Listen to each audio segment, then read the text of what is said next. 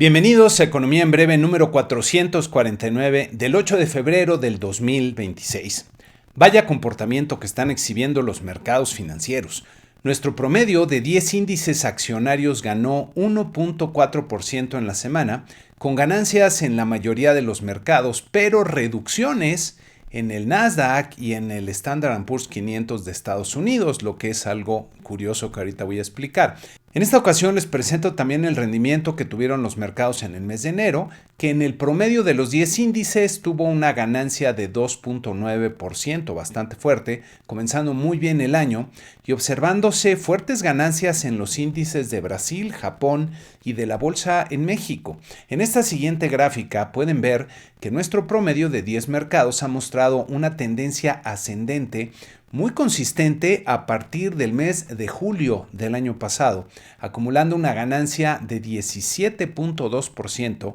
respecto al cierre de junio del 2025. La Bolsa de Valores en México tuvo una semana espectacular, ganando 4.8% y rompiendo el techo de los 70,000 puntos para terminar en un máximo histórico de 70,834 puntos. En esta siguiente gráfica pueden ver el comportamiento de los últimos 3 años de la bolsa en México, en los que ha presentado vaivenes pronunciados, pero a partir de julio del año pasado se destapa un fuerte rally para acumular una ganancia de 23.3%.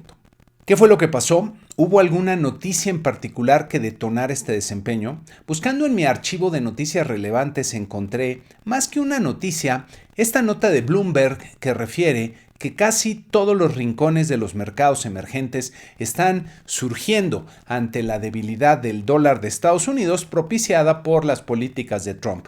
Con una economía de México básicamente estancada y con políticas públicas adversas a los negocios y la inversión, pues no han sido factores internos los que explican el comportamiento y crecimiento de la bolsa en México. Si vemos el índice Bovespa de Brasil, encontramos un desempeño algo similar en el último año, con un rally a partir de la segunda mitad, con una ganancia acumulada de 31.8%. En Estados Unidos, el índice Dow Jones Industrial rompió en la semana el techo de los 50,000 puntos y también muestra un rally consistente desde la segunda mitad del 2025 a la fecha, aunque mucho más moderado que otros mercados, con una ganancia de 13.7% en este periodo. El índice Nasdaq de empresas tecnológicas presenta un comportamiento ligeramente diferente, ya que si bien aumenta en la segunda mitad del año, desde el mes de octubre a la fecha, ha presentado un comportamiento básicamente lateral y en esta semana perdió 1.8%, luego de que los mercados se dieran cuenta que las grandes empresas tecnológicas que están al frente de la ola de la inteligencia artificial, pues tendrán que hacer fuertes inversiones de cientos de miles de millones de dólares en infraestructura como centros de datos para continuar esta expansión, lo que puede limitar los rendimientos para los inversionistas. De llamar la atención es la dramática caída en el Bitcoin de casi 44% respecto al pico alcanzado en octubre pasado, como pueden ver en esta gráfica con datos de Bloomberg, y que ha cobrado una gran factura a los inversionistas que hayan tenido fuertes niveles de exposición en estos criptoactivos y hayan entrado en un periodo muy tardío del boom que se dio desde hace un par de años. ¿Qué está pasando en los mercados financieros internacionales? Me parece que lo que estamos viendo es resultado de fuertes rebalanceos en las posiciones de grandes portafolios e inversionistas ante el incremento de la incertidumbre, particularmente por los cambios en diferentes políticas en Estados Unidos y cambios en las narrativas prevalecientes, rebalanceos destinados, me parece, a reducir el riesgo que representan los activos denominados en dólares de Estados Unidos. En un mundo de enorme liquidez, estos movimientos pueden ser muy abruptos y el riesgo de tener fuertes correcciones en los precios de los activos financieros me parece que está aumentando y por lo mismo habrá que extremar la cautela en las decisiones de inversión. Nuestro tipo de cambio mostró vaivenes más pronunciados en la semana, como ven aquí, para terminar en los 17.26 pesos por dólar. Con las tasas de interés de largo plazo ocurre algo curioso, ya que mientras que la tasa del bono del Tesoro de Estados Unidos a 10 años muestra un ascenso gradual pero consistente desde diciembre. Las tasas del bono mexicano a 10 años han mostrado vaivenes pronunciados y recientemente una reducción de llamar la atención. En fin, nuevamente lo que estamos viendo en los mercados son estos rebalanceos en las posiciones ante los cambios que se están dando, más que en los datos y en los indicadores económicos, pues en los eventos que cambian la narrativa, y hay mucha, diría, inquietud a flor de piel entre los inversionistas que ahorita han corrido todos a buscar cierto tipo de activos, pero que en algún momento, si revive la percepción de riesgo generada por toda la incertidumbre e inquietud que están generando, pues muchas de las políticas que hay en Estados Unidos y también aquí internamente en México, pues podrían venir estos ajustes importantes, entonces hay que estar muy pendientes. Pasando a los indicadores económicos en México, comenzamos con la decisión de política monetaria de Banco de México, que fue, como se esperaba en los mercados, mantener sin cambio la tasa de referencia en 7%. Lo relevante de la decisión fue que volvieron a patear el bote para la convergencia de la inflación hacia la meta, elevando sus pronósticos de inflación general y subyacente, como vemos aquí en este cuadro, en el que el mítico 3% de la inflación se alcanzaría hasta el segundo trimestre del 2027. En esta siguiente lámina vemos los pronósticos que presentó Banco de México en diciembre de 2024, en los que se planteaba terminar el 2025 muy cerca de la meta en 3.3%, tanto para la inflación general como la subyacente, y la anhelada convergencia se alcanzaba en el tercer trimestre del 2026. Regresando al cuadro con los pronósticos vigentes de Banjico, podemos ver que la inflación general quedó en el 2025 un poco por arriba de lo que anticipaban, pero debajo del 4%, mientras que la inflación subyacente terminó un punto completo por arriba de lo esperado y por arriba también del 4%. En esta siguiente gráfica podemos ver cómo ha evolucionado tanto la tasa de interés de referencia en la línea naranja como la inflación general en la línea azul claro y la inflación subyacente en la línea amarilla. Y se observa con claridad que la inflación general dejó de bajar e inclusive presenta un repunte por arriba del 4% en la primera mitad del año, mientras que la subyacente ha venido repuntando de forma consistente, a pesar de lo cual siguieron bajando las tasas de referencia. En su comunicado señalan que la Junta, entre comillas, valorará realizar ajustes adicionales a la tasa de referencia y también dicen que las acciones que se implementen serán tales que la tasa de referencia sea congruente en todo momento con la trayectoria requerida para propiciar la convergencia ordenada y sostenida de la inflación general a la meta de 3% en el plazo previsto.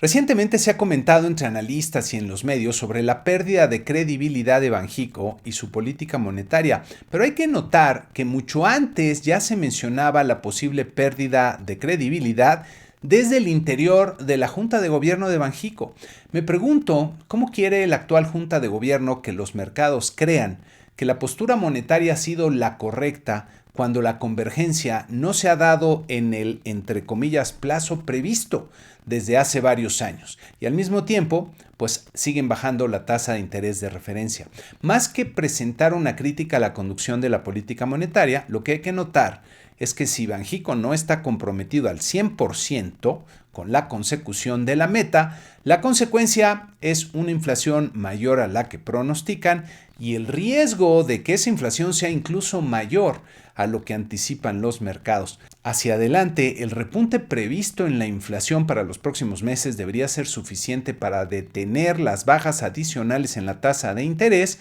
por lo que resta del año, diría. Pero veo muchas ganas en 4 miembros de la Junta para seguir bajando la tasa, más por sus creencias que por las evidencias. En fin, ya veremos cómo van las cosas en este tema. También en la semana, Banco de México dio a conocer los resultados de la encuesta de expectativas entre los analistas del sector privado, que pueden ver aquí en este cuadro resumen, en donde hay una mejoría muy ligera en el pronóstico de crecimiento para este año, para el 2026, a 1.25%. El crecimiento esperado para el siguiente año se recorta un poquitito a 1.80%.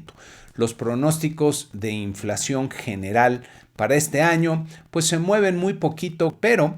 los pronósticos de inflación subyacente, sobre todo el de este año, sí se revisa al alza de una forma más perceptible a 4.12%, es decir, que este año el mercado está previendo que no se va a alcanzar la meta o ni siquiera va a estar dentro del rango de variabilidad que define Banco de México. Para el año que viene, la inflación subyacente estaría quedando en 3.71%, todavía pues lejos de la meta del 3%, que nuevamente parece más un mito que un objetivo concreto. Para el tipo de cambio, el mercado espera un nivel de cierre del año de 18.50, que de donde está ahora, debajo de los 17.50 pesos por dólar, pues se espera una depreciación del tipo de cambio, y para el año que viene, al cierre, pues un nivel de 18.98, casi los 19 pesos por dólar. Para la tasa de interés de fondeo de Banco de México, se estaría esperando que este año terminara pues cerca del 6.43%, es decir,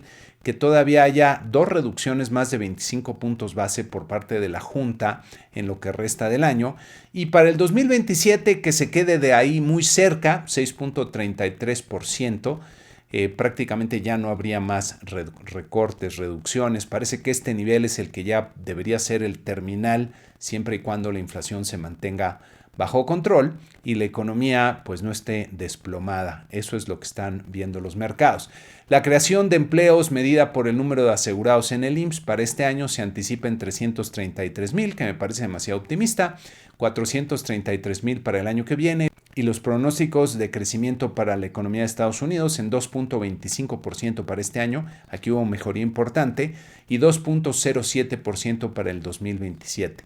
En la última columna del lado derecho de este cuadro pueden ver los pronósticos de casa, que desde mi punto de vista vamos a tener este año pues un crecimiento sensiblemente menor a lo que están esperando los mercados. Me parece que todavía falta por verse el impacto que va a tener tanto las medidas concretas de Estados Unidos en términos de su política comercial, especialmente los aranceles, y de la incertidumbre que se está generando sobre todo el entorno de negocios, más los impactos de los cambios internos que hemos tenido, el Poder Judicial, etcétera, el deterioro en el Estado de Derecho, la falta de certeza jurídica. Todo eso me parece que va a tener un peso bastante mayor que el que están viendo actualmente el resto de los analistas, de tal forma que este año el crecimiento será apenas positivo. Para el año que viene un crecimiento ligeramente mejor, pero nuevamente por debajo de lo que esperan los mercados. Desde luego la inflación en niveles más altos a lo que se está contemplando, tanto en lo general como en la parte subyacente. Tipo de cambio, niveles más altos, cerca de los 20 pesos este año, casi 21 el año que viene. Ahorita eso se ve muy lejano, pero hay que recordar que el tipo de cambio ha presentado vaivenes muy pronunciados en los últimos años. Tasa de interés me parece que se va a quedar en donde está en 7% y que el año que viene, como la inflación no va a bajar, pues Banco de México tendría que retomar tasas un poco más altas. Eso es lo que estaría contemplando en mi escenario. Una creación de empleos bastante más débil, medida a través del IMSS, y sí Estados Unidos con un par de años relativamente buenos, sobre todo un crecimiento mayor al 2% en el 2026. También en la semana tuvimos el flujo de remesas que mandan los trabajadores en el extranjero a sus familias en México y que fue de un total de 5.3 miles de millones de dólares en el mes de diciembre, que como pueden ver en esta gráfica fue ligeramente mejor al de hace un año, pero quedó por debajo de lo que habíamos visto en los diciembres del 2022 y del 2023. Entonces no es una muy buena señal, parece que ya no están tan fuertes las remesas como anteriormente. Si vemos el número de envíos, aquí se percibe una reducción significativa en diciembre respecto a los diciembres de los 3 años anteriores, y me parece que esto también tiene que ver con toda la inquietud que hay entre nuestros paisanos allá en Estados Unidos, principalmente por todo lo que está pasando con la migración. Entonces yo creo que tratan de ir menos o realizar menos este tipo de envíos. Por otro lado, la remesa promedio aumentó de forma importante a $407. Eso parecería pues una buena noticia. Al parecer se están concentrando, en lugar de ir varias veces, me da la impresión de que muchos lo que hacen es pues ir menos veces y mandar un monto mayor a sus familias. Y si lo vemos en pesos, que es lo que efectivamente reciben las familias aquí en México, pues en promedio cada remesa representó 7,365 pesos, como pueden ver aquí en la gráfica, por debajo del diciembre del año pasado y uno de los niveles bajos de los últimos año y medio. Entonces aquí esto representa menos dinerito para los hogares que en varias partes del país necesitan para mantener sus niveles de consumo, y esto puede, de continuar esta tendencia, que es muy probable que continúe, pues representar un efecto negativo, un impacto negativo sobre el consumo de los hogares este año. Y hablando del consumo, también en la semana se dan a conocer las cifras del consumo privado del mercado interior, que en noviembre pues presentó una caída de 0,48%, como pueden ver aquí, después de haber aumentado de forma importante en octubre, y como ven en la gráfica, pues parece que todavía están dentro de una tendencia positiva el consumo en lo general. Si vemos al interior, en sus principales componentes, el destinado a bienes nacionales pues apenas aumentó de forma marginal 0,1%, y como ven en la gráfica lleva un buen rato pues básicamente estancado a pesar de los vaivenes que nos muestra. Y el consumo en servicios nacionales creció 0,1%, muy marginal, muy débil el crecimiento en servicios. Lo que había estado creciendo fuerte, pero en el mes de noviembre se cae de forma importante, es el consumo privado en bienes importados. Esta caída no le daría ahorita mucha importancia, me parece que es nuevamente un tema de la desestacionalización, que todavía se mantiene en una tendencia ascendente el consumo privado de bienes importados, sobre todo por la fortaleza que muestra el tipo de cambio. Y en esta siguiente gráfica podemos ver cómo han evolucionado estos componentes respecto al nivel que tenían en diciembre del 2021, y claramente se observa que los bienes nacionales pues no han crecido. De hecho, en el acumulado enero-noviembre respecto a enero-noviembre del año anterior, apenas crecieron 0,1%. Y esta es la señal que reciben los productores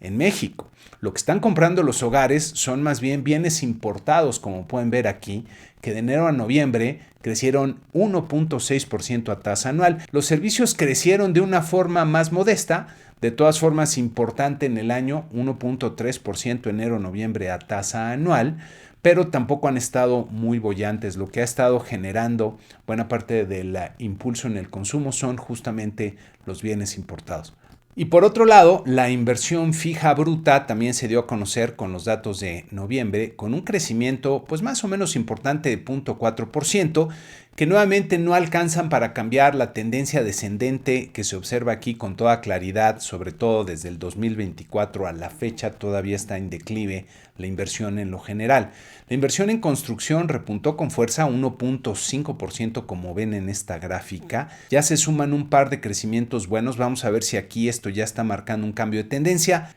Todavía se ve que van a la baja, pero pues ya veremos cómo vienen los próximos datos. Y lo que se cayó en el mes de noviembre fue la inversión en maquinaria y equipo, 0,2%, que esta también va en declive. Y el panorama para la inversión, les digo que no es muy bueno por todo lo que ha estado pasando en el entorno de negocios y la gran incertidumbre que hay. Me llamó mucho la atención a la hora de estar bajando los datos, como ven en esta gráfica,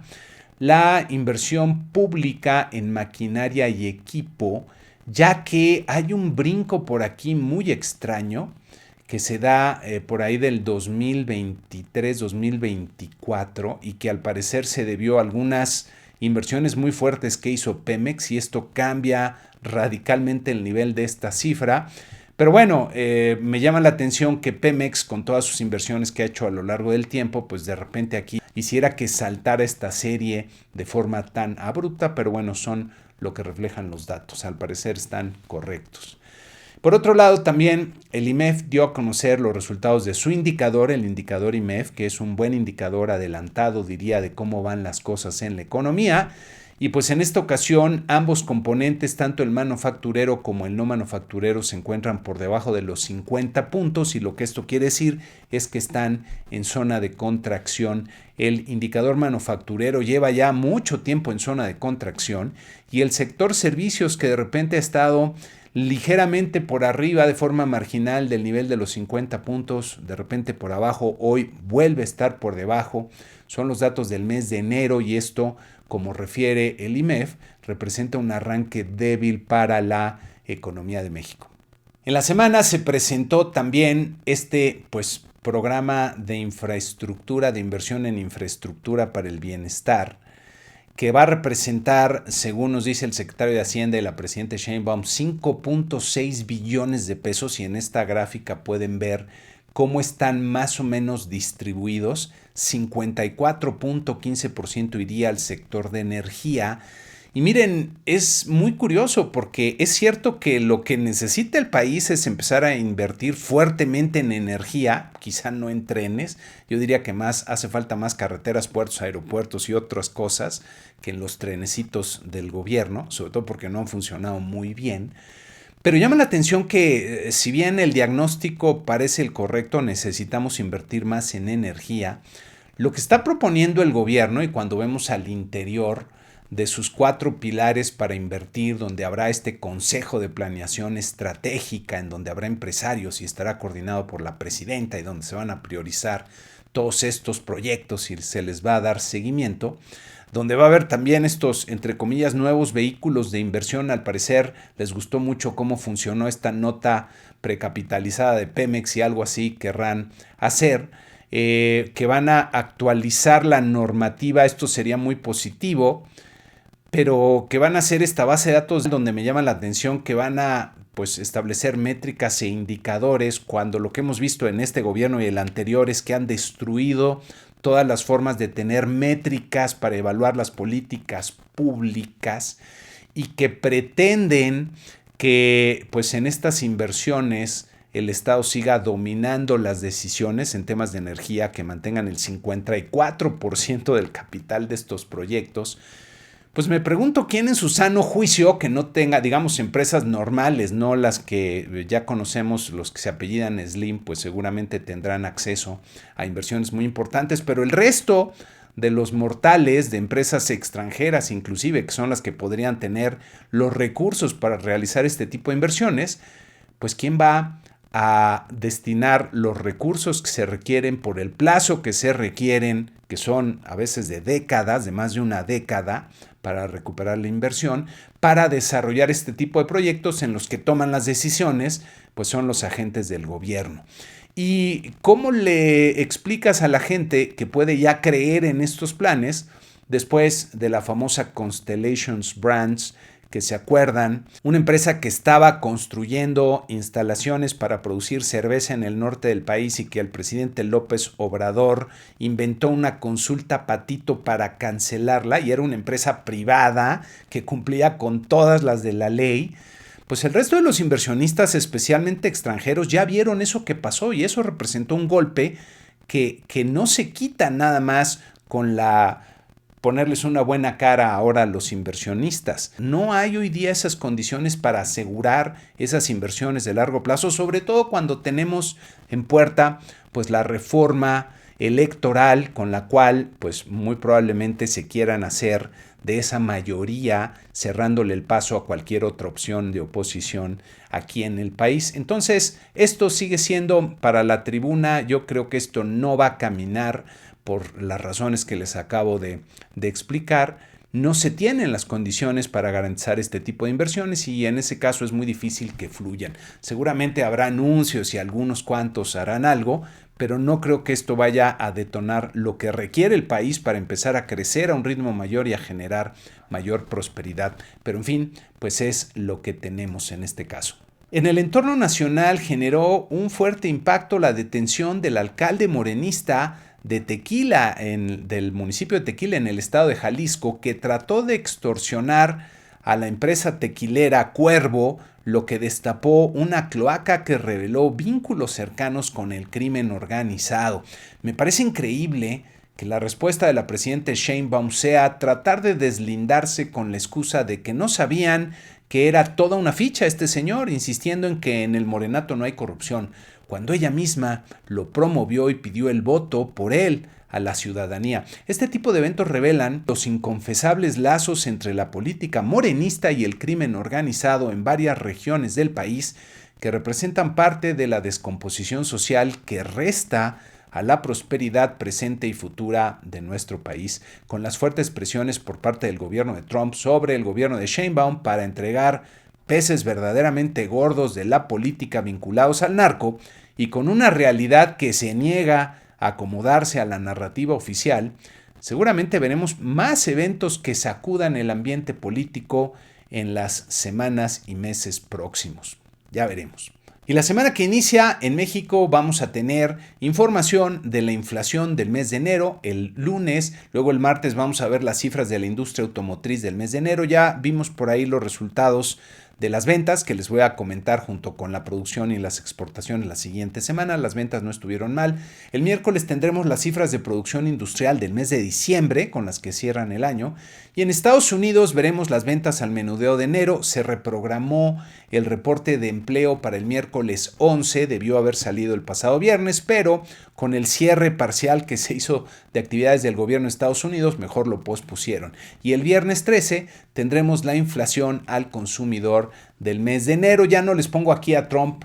para que no lo estén viendo todo el tiempo, pero desde luego las decisiones, acciones que pueda tomar, desde luego tendrán impactos. Creo que hay que estar muy pendientes de los mercados, sobre todo si la inflación al consumidor en Estados Unidos empieza a repuntar por cualquier razón, y razones para que eso ocurra hay muchas, pues podrían venir una serie de ajustes pues más fuertes en los mercados, entonces habrá que estar pendientes. Y con esto concluimos este programa número 449 de Economía en Breve. Muchas gracias y que tengan una excelente semana.